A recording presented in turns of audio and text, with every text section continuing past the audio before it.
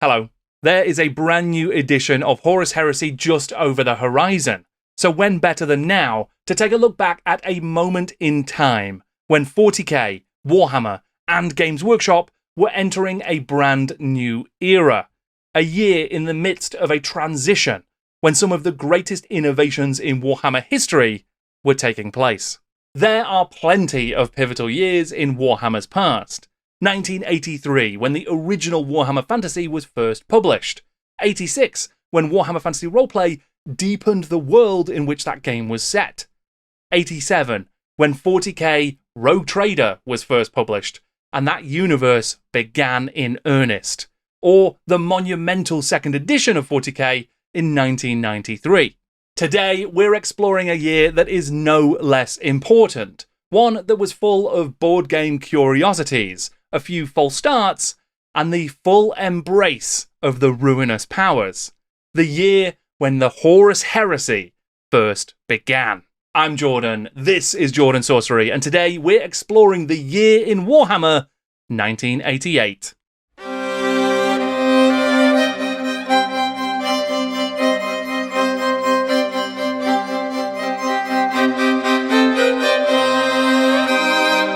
This is the first in a new series here on the channel, where I take a look at some of the most important years in the history of Warhammer. From the great gifts released by Games Workshop, to the innovative design decisions, the creative challenges and triumphs, the things that worked, and the long-lost legends. Not to mention some of the most amazing releases that are still iconic to this very day. Today we concern ourselves with 1988, an important year that helped to transition Games Workshop into a new era. There had been a huge number of incredible releases in recent memory, whether that was Warhammer Fantasy's 3rd edition, Warhammer Fantasy Roleplay, or 40k Rogue Trader itself. But in 1988, there would be some releases that were monumentally important. Need I remind you of this? But we'll get to that stroppy chap Horus soon enough. Before we begin, I should say that this is not an exhaustive run-through of everything released by Games Workshop in 1988, just some of the most important highlights. Let me know in the comments below if there's anything that I missed that you think was super important as well. Now, when I live through a year, I normally do it in a linear chronological fashion, but that is not how we're going to approach things today. Instead, we're going to jump around a bit, and we're going to start with a class of game that is a Games Workshop product of a bygone era, the board game.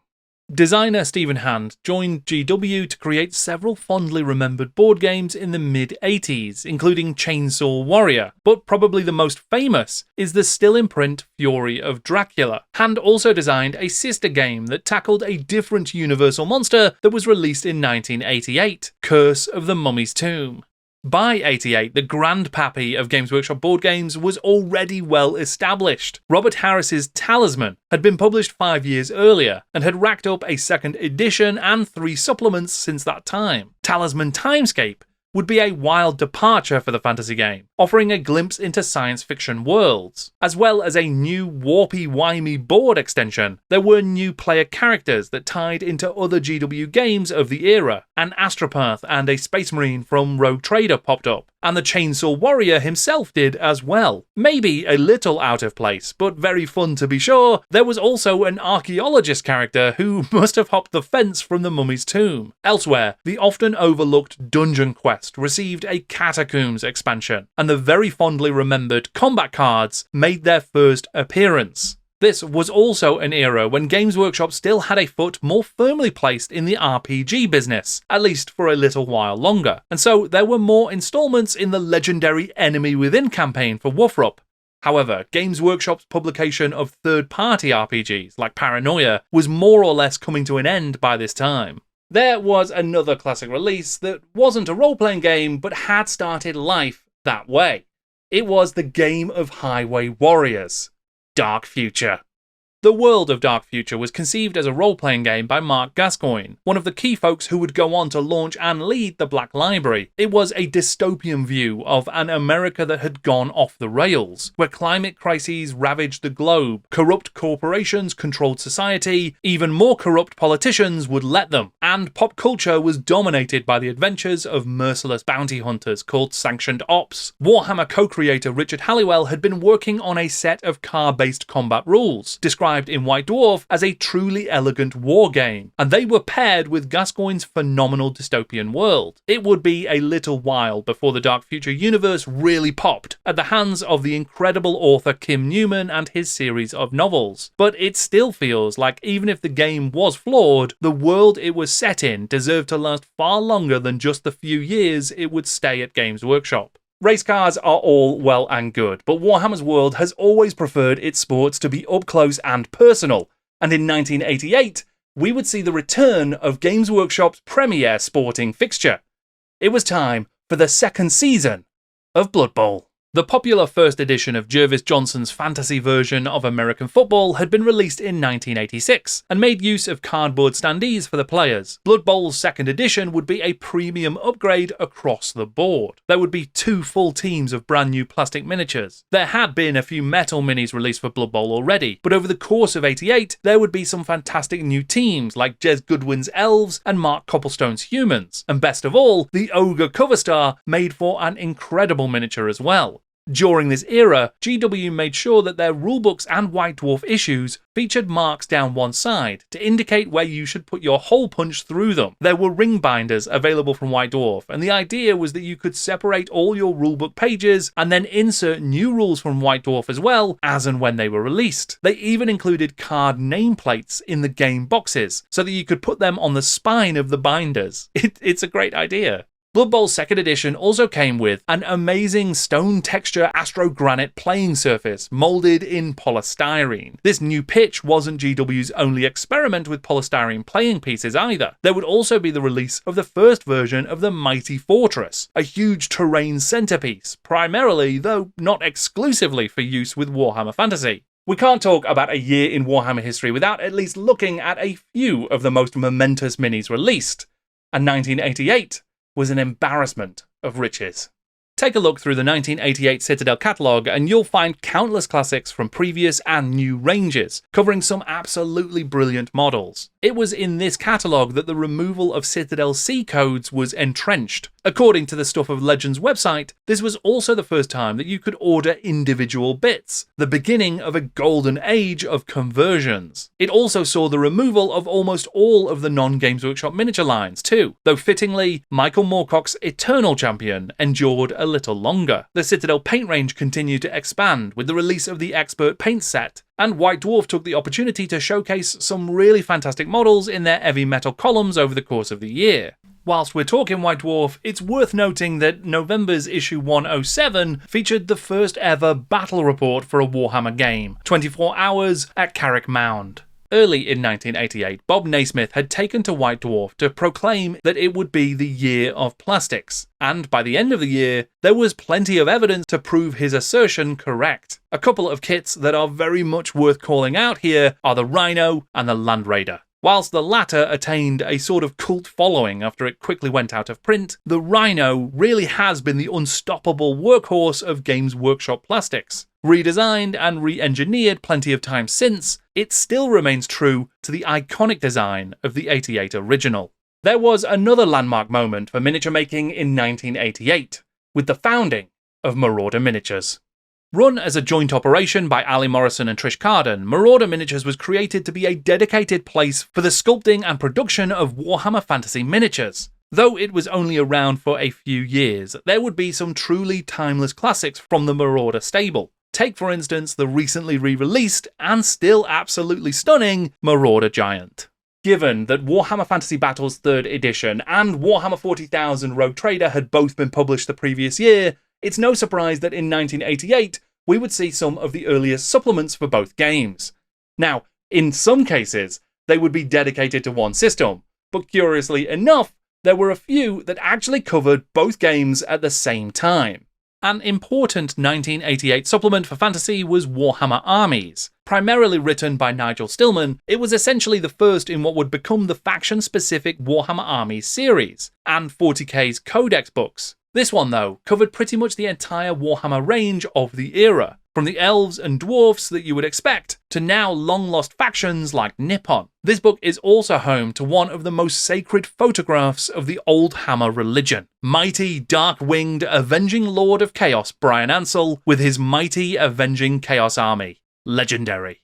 Another Warhammer Fantasy supplement that was released this year was Warhammer Siege, written by Rick Priestley, making excellent use of that new Mighty Fortress model, and featuring another remarkable piece of cover art by Ian Miller. The Siege book was a little on the complex side, but it offered up plenty of new ways to play your games and explore the Warhammer world. This was one of those supplements that featured not just fantasy rules though. There was also plenty in the book to help players run 40k appropriate sieges too, even for those on a feudal world where that mighty fortress might be appropriate.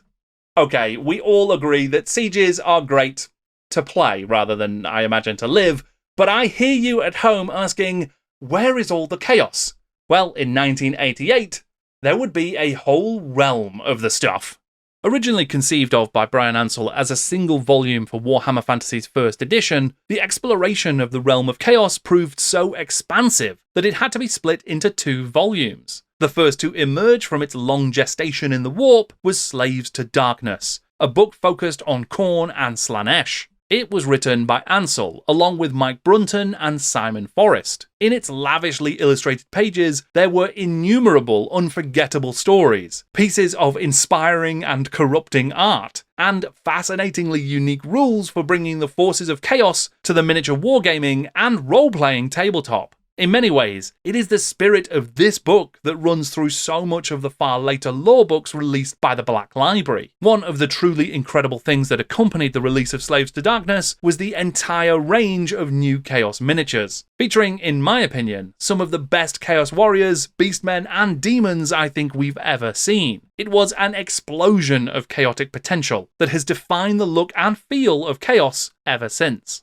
It's impossible to quantify, but there is a good case to be made, I think, that Realm of Chaos Slaves to Darkness is one of the most important books Games Workshop have ever released for any of their games. As with the Siege book, Slaves to Darkness included a wealth of material specifically dealing with 40k, and the Dark Millennium section was just as important as anything else in the book. Not only did it explore the nature of the Warp and Psychers, it talked of the fall of the Eldar, the cults of Chaos, the Ordo Malleus and the Inquisition, and more detail about the Emperor of Mankind. It recast the Eye of Terror as a centre of chaotic influence, and with shocking aplomb, it brought to vibrant chaotic life the story of the Horus Heresy. Of course, Slaves to Darkness was not the only place that you could read about the Horus Heresy. It was not even the first. That poisoned honour goes to the first dedicated 40k supplement, and that was also released in 1988. Warhammer 40,000, chapter approved, the Book of the Astronomican. From the moment 40k was released, White Dwarf began publishing reams of new content. New miniature releases for the game came with new background material and plenty of new rules as well, all wrapped up in a regular feature in the magazine called Chapter Approved. The setting of 40k, the fluff and lore of it all, only kept growing, and fans were hungry for even more. So Rick Priestley was set to work assembling more material from a clutch of GW designers. In keeping with the White Dwarf feature, this supplement was given the rather unwieldy title, Warhammer 40,000, Chapter Approved, the Book of the Astronomican, and it was packed with great material. There were army lists for the likes of the Orcs, the Eldar Space Elves, and the Squats, articles and interviews, and a huge catalogue of the available 40k minis at that point. There was also a brand new campaign, Wolf Time, pitting Space Marines against Space Orcs out on the planet Shit. Nestled deep within that campaign was a piece of general 40k lore that would prove to be remarkably important. The Horus Heresy is reckoned by many to rate as the greatest single disaster ever suffered by the Imperium. The specific details of the heresy are known only to the Emperor, but its broader history is the stuff of popular legend. According to one version of the tale, Horus was once the most trusted servant of the Emperor, but in his heart there dwelt a hidden evil, and he became seduced by this evil, and came to nurture demons and other forces of destruction. Horus marched upon Earth with a third part of the hosts of the Imperium, which he had seduced to his purpose. For 7 days and 7 nights the hosts battled, until the Emperor caught Horus by the heel and cast him into the Eye of Terror, and with him the third part of the hosts of the Imperium. The Horus Heresy didn't end in 1988, far from it, and we know now that it would go on to spawn a huge number of amazing games and even more amazing models. But it was in 1988 that you could first fight battles in the Horus Heresy, and you could do so at a ridiculously huge, small scale. The first game in what would become the long-running epic scale games, Adeptus Titanicus, hit shelves in '88. It was another game designed by Jervis Johnson, but this one featured miniature battles for huge armies of models. The new scale allowed for the introduction of enormous war machines like the Warlord Titans. The story goes that there was insufficient budget to produce many new models for the game, so the decision was made to duplicate the sprues for each side. The question remained though, why would Space Marines be fighting other Space Marines? And of course, there was already a perfect answer. That passage of text from the Book of the Astronomican explained it all. The Horus Heresy would become the backdrop of many future games, an ancient civil war in the history of the Imperium that offered countless opportunities for tabletop battle featuring 2 versions of what had already become the most popular faction in 40k. It remains absolutely incredible to think about just how impactful that creative problem solving was. There is a long list of brilliant decisions made by Games Workshop throughout its history that have to take into account the compromise between the economic and the artistic factors. And this one managed to gracefully merge both in a way that has stood the test of time. An absolutely phenomenal call. Before we leave 1988 behind, there is one more quote from the Book of the Astronomican that I would like to share with you. From Rick Priestley, it is a response to a letter asking whether or not it is okay to create your own Space Marine chapter. The answer is simply do as you wish. I designed Warhammer 40,000 so that players could evolve their own material for it, adding to, expanding, and thereby improving the original.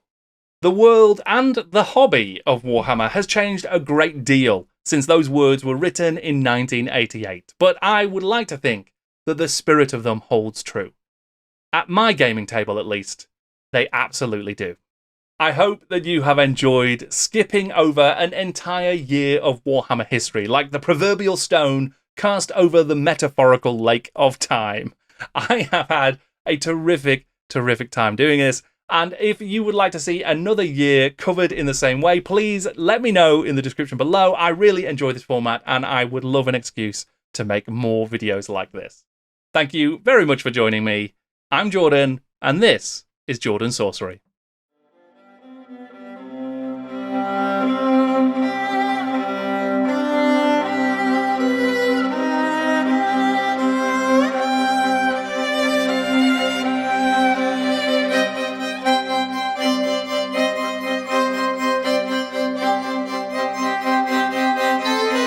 1988 was an amazing vintage, no doubt one of the most important years in Warhammer history, but next time I wonder if I might cover an even more important year, not least because it was my first.